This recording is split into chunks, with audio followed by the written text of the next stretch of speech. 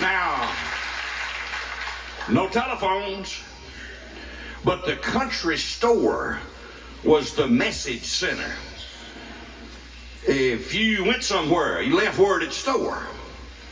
I went to see Marcel Ledbetter one afternoon. He wasn't home. I went to the store. Mr. Duval Scott, store manager. I said, "You seen Marcel?" Said, "He's hunting quail, bird hunting." So I just sat down and waited on Marcel.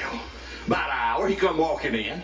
Mr. Scott said, "Marcel, did you kill any quail?" Marcel said, "I killed 19. The fella in the store said, "I bet you shot them sitting on the ground." Marcel said, "Can they fly?"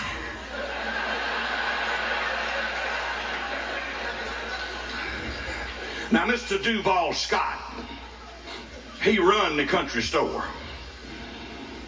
And he was a very religious fellow. Every time he'd make a sale, he'd mash the cash register key and he'd look toward the heavens and quote a verse of scripture. Make no difference what they bought.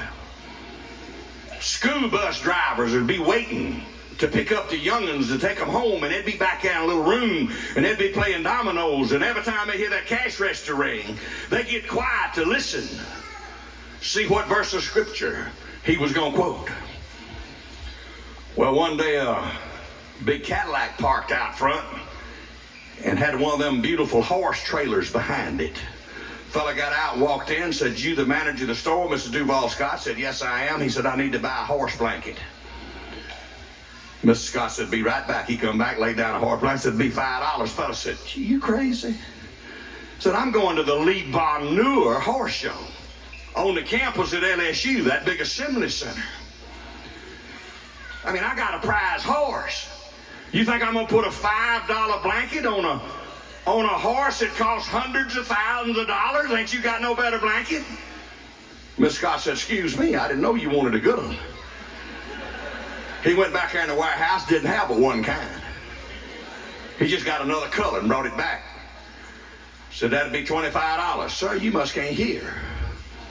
You think I put a $25 blanket on that championship horse? Oh, excuse me. Yeah, I'm beginning to understand what you need now."